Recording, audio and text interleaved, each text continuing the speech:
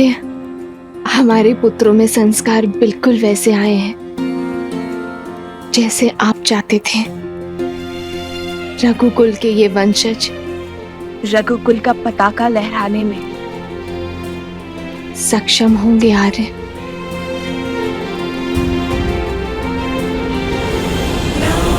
सिया राम जय जय राम, राम सिया राम। मुझे इस धर्म संकट से निकालो सीते। सिया राम।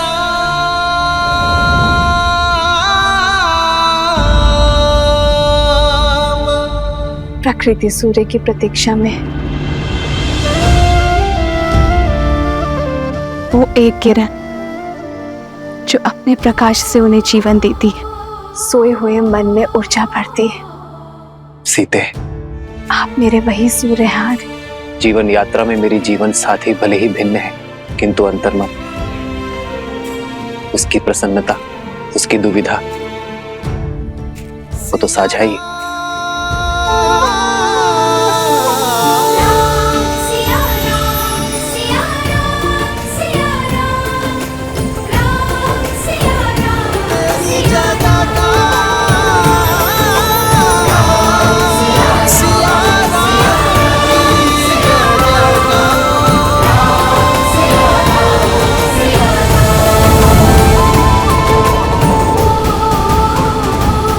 कैसे कैसे भूल गया मैं सीते कि अंतर हमारी देह में है, किंतु हमारा मन तो साथ ही है।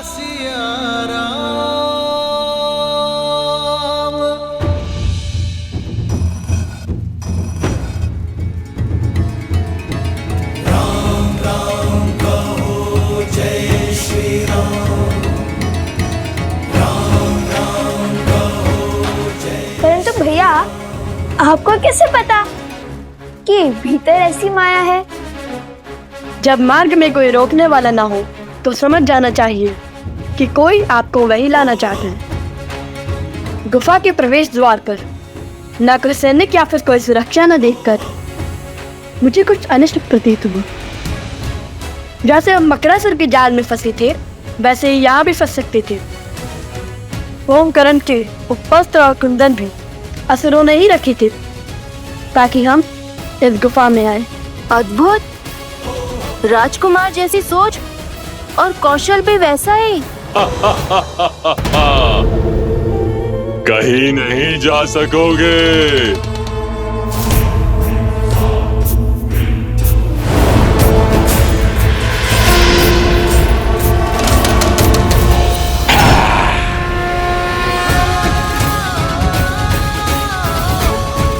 राम नाम के समक्ष कोई असुर शक्ति टिक नहीं सकती।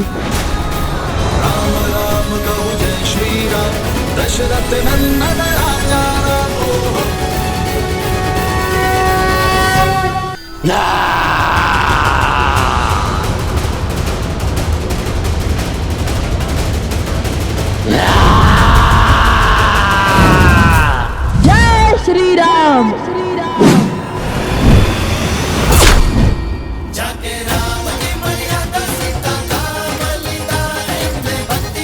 अद्भुत भैया।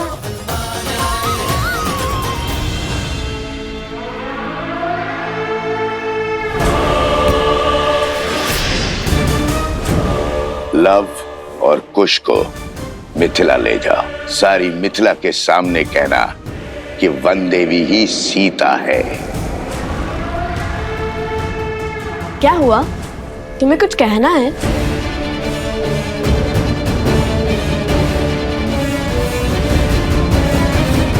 नहीं, तब चलो शीघ्र, अत्यंत भूख लगी है। चलो।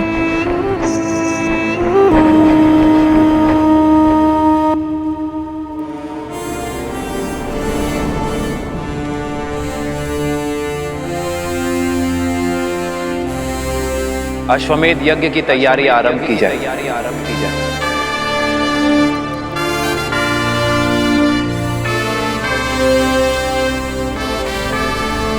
मैं अपनी पत्नी के साथ ही यज्ञ में बैठूंगा।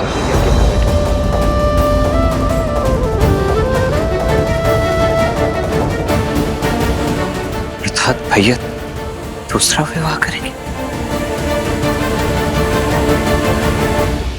प्रभु, एक बार पुनः लोगों के मन में श्री राम के निर्णय को लेके प्रश्न उठ रहे हैं। जिस प्रकार अग्नि में प्रकाश और अंधकार दोनों ही तत्व व्याप्त होते हैं, उसी प्रकार मनुष्य के आत्म तत्व में सत्व और तमस दोनों ही गुण विराजमान होते हैं। जहां एक और सत्व प्रकाश और संतोष का द्योतक होता है, वहीं दूसरी ओर तमस अंधकार और असंतोष का प्रतीक है। जिस प्रकार अग्नि स्वभाव से चंचल होती है और वायु के तनिक से संचार से फैल जाती है, उसी प्रकार मनुष्य का आत्म तत्व अर्थात उसका मन भी सदा चंचल रहता है और तृप्ति अतृप्ति, संतोष असंतोष के मध्य झूलता रहता है। किंतु समाज में स्थिरता लाने का कोई तो उपाय होगा ना महादेव? यह समाज तभी स्थिर होगा देवी, जब ये श्री राम की शरण को पूर्णतः स्वीकार कर लेगा, जब ये श्री राम के प्रत्येक निर्णय को अपना सत्य, अपना धर्म मानेगा। परंतु उसका समय अभी आया नहीं है। देखा नहीं आपने, जैसे ही नगर जनों ने यह समाचार सुना कि उनकी अयोध्या नगरी में अश्वमेध यज्ञ का आयोजन होने जा रहा है, जहां उनके राजा श्री राम अपनी पत्नी सहित यज्ञ में यजमान होंगे, तो क्षण भर में ही कितनी ही बातें होना प्रारंभ हो गई।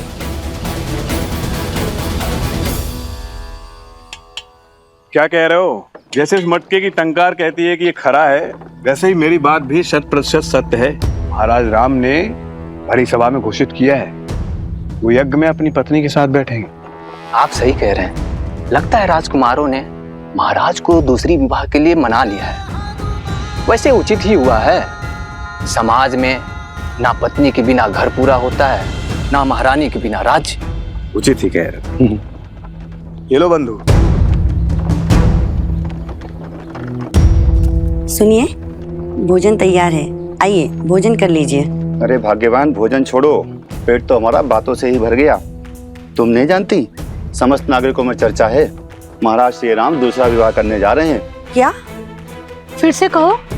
हाँ, अपने कानों से सुनकर आई हूँ। महाराज राम विवाह करने वाले हैं और सुना है विवाह मत्स्य देश की राजकुमारी से करने वाले हैं। मत्स्य देश की राजकुमारी? ये तो बड़ा अशुभ समाचार है। यदि विवाह हुआ तो महारानी सीता का अपमान होगा। वही तो। कैसा अपमान? सुना है महारानी सीता इतने वर्षों से मिथिला में रह रही हैं, और तो और अश्वमेध यज्ञ का निमंत्रण देने के लिए महाराज स्वयं मिथिला जा रहे हैं।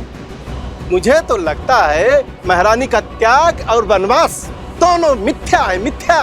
प्रजा को भ्रमित किया जा रहा है।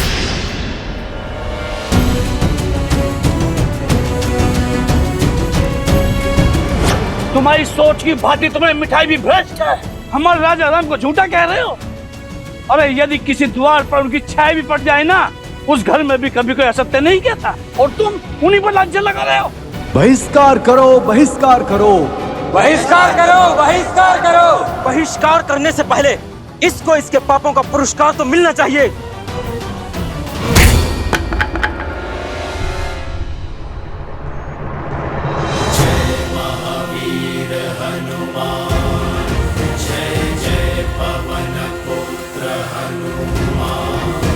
क्या बात है? पहले लोप अपवाद था और अब बात हिंसा तक आ गई। बस करो। वाद विवाद ठीक है, किंतु राम राज में हिंसा के लिए कोई स्थान नहीं है। फिर चाहे वो प्रभु श्री राम के समर्थक ही क्यों ना हो। प्रभु का पथ तो न्याय और धर्म का है। तो ये कारण है संकट मोचन हनुमान के मुख पर संकट के भाव का। प्रभु, मैं जानता हूं कि आपने मुझे वेश बदलकर प्रजा के बीच इसलिए भेजा ताकि समाज में हो रही हर एक बात बिना किसी आवरण के आप तक पहुंचे प्रभु। परंतु प्रभु, किंतु तुम ये काज पुनः नहीं करना चाहते।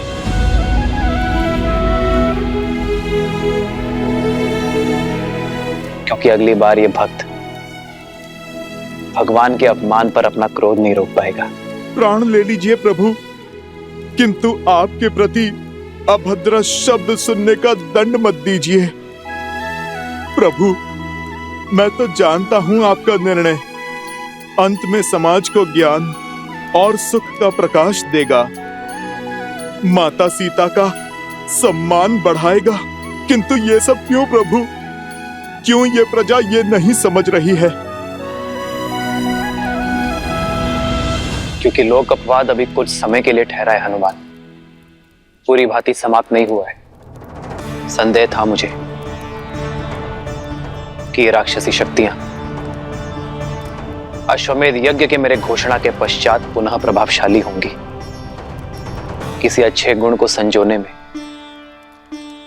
उसे बनाने में जीवन निकल जाता है हनुमान, किंतु उसे बिगाड़ने के लिए एक क्षण भी बहुत है। राक्षसी वृत्ति के विरुद्ध हमारा ये युद्ध बहुत लंबा है, कई चरण है उसके। सहस्त्रमुख रावण की सोच को अभी प्रजा के मन से निकालने में बहुत समय शेष है हनुमान।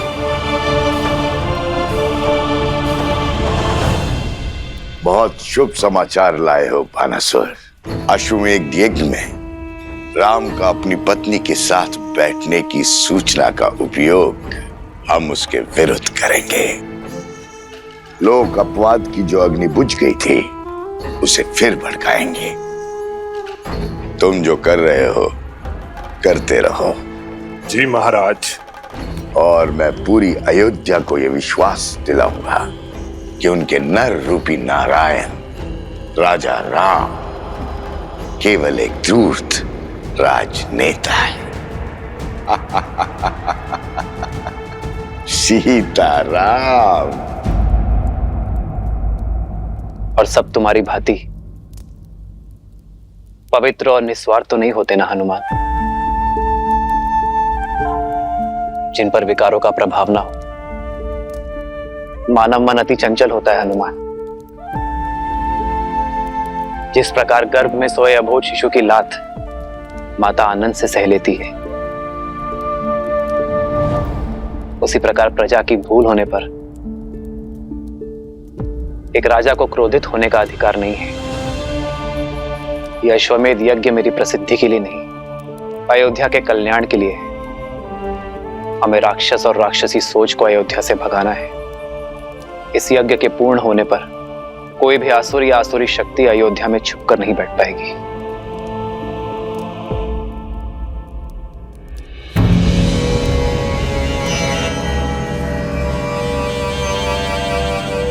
प्रणाम संत श्री। अरे बाबा आ गए। साधु बाबा की, साधु बाबा की।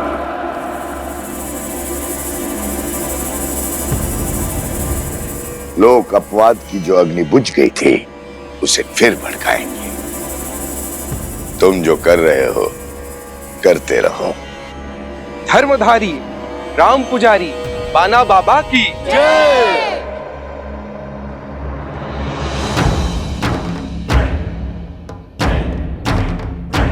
मैं अपने तपोबल से ये समझ चुका हूं, महाराज राम जिस मर्यादा जिस धर्म की बात करते हैं वही सत्य है।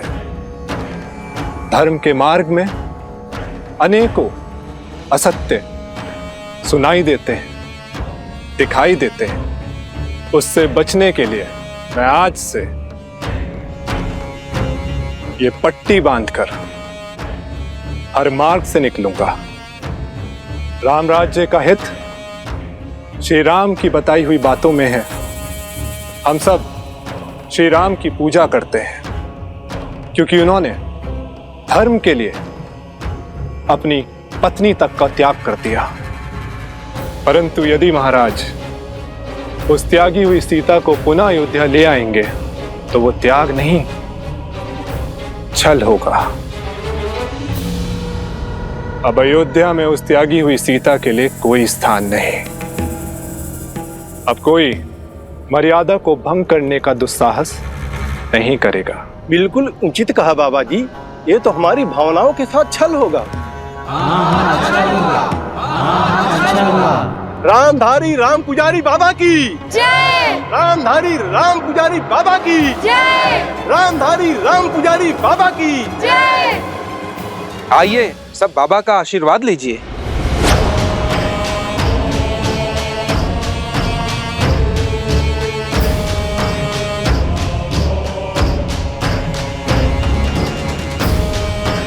जय हो बाबा की।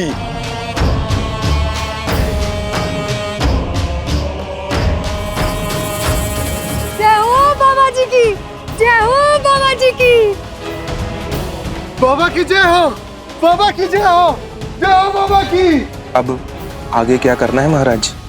अब संध्या को भेष बदलकर अयोध्या में किसी और को समझाएंगे कि केवल सीता ही अयोध्या की महारानी हो सकती है और कोई नहीं। और यदि यही सत्य निकला तो महाराज ने अपनी महारानी के साथ ही यज्ञ में बैठने की घोषणा की है।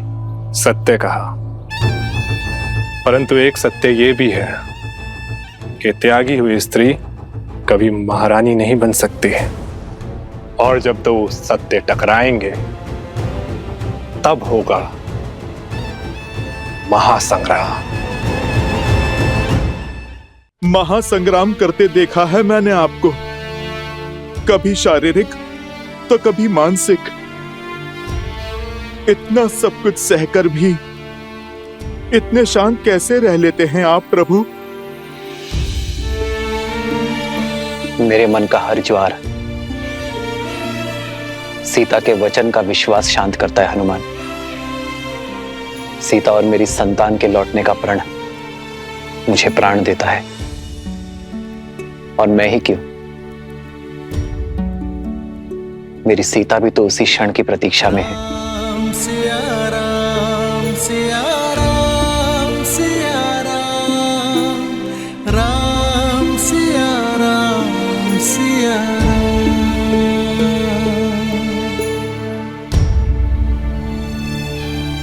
चिंता ना करें वन देवी, लव कुश आते ही होंगे। जानती हूँ, किंतु दिन ढलने के साथ साथ मन व्याकुल हो रहा है। लव कुश आ गए, लव कुश आ गए, लव कुश आ गए, लव कुश आ गए, लव कुश आ गए।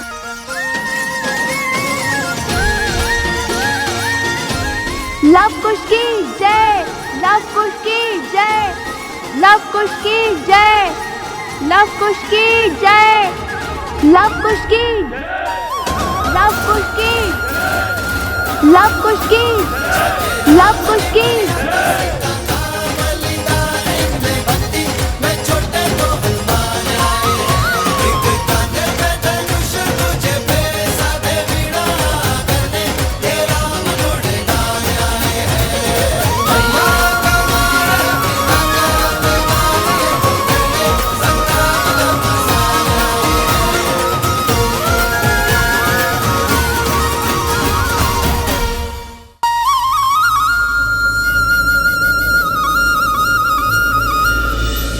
श्री राम की अर्धांगिनी सीता है वो, सीता। तुम ठीक तो हो ना सोमकरण?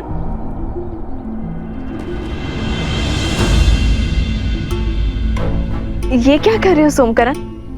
उठो।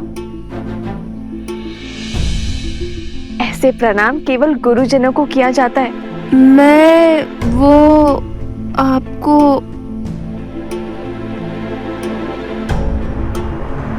ओहो, जब से राक्षसों के बीच रहकर आया है, लगता है जैसे इसका मस्तिष्क स्वयं के नहीं, उनके नियंत्रण में है। देखिए कैसे विचित्र व्यवहार कर रहा है, कुछ बोल ही नहीं रहा। इतना ही नहीं माता, वन में फल तोड़ने से लेकर हमें खिलाने तक सब इसी ने किया। हमें तनिक भी कष्ट नहीं होने दिया। और हमारे खाने के बाद जो फल बचते थे, उन फलों को ये खाता था और खेल कूद में भी जानबूझकर हार जाता था। किंतु मुझे कोई कष्ट नहीं, वो यहाँ पे भी करना सोमकर्ण। कुश, बुरी बात। मित्रों में समानता होनी चाहिए। तुम दोनों ने उसके प्राण बचाए, कदाचित इसलिए इसका मन अनुग्रह से भर गया है। उचित कहा देवी। किसी महान राज्यों के महान राजकुमारों के भांति आपके पुत्रों ने मेरी रक्षा की ना, इसीलिए मैं आपको सम्मान देने आया हूँ। राजकुमार लव, राजकुमार कुश। ओहो, बस करो ये सम्मान करना, अन्यथा अगली बार सहायता नहीं करेंगे तुम्हारी। वैसे छवि और साहस तो राजकुमारों सा ही है, हमारे लवकुश का। महाराज जनक ने भी तो यही कहा था ना कि इन दोनों को देखकर उन्हें अयोध्या के राजकुमारों का स्मरण हो आया था।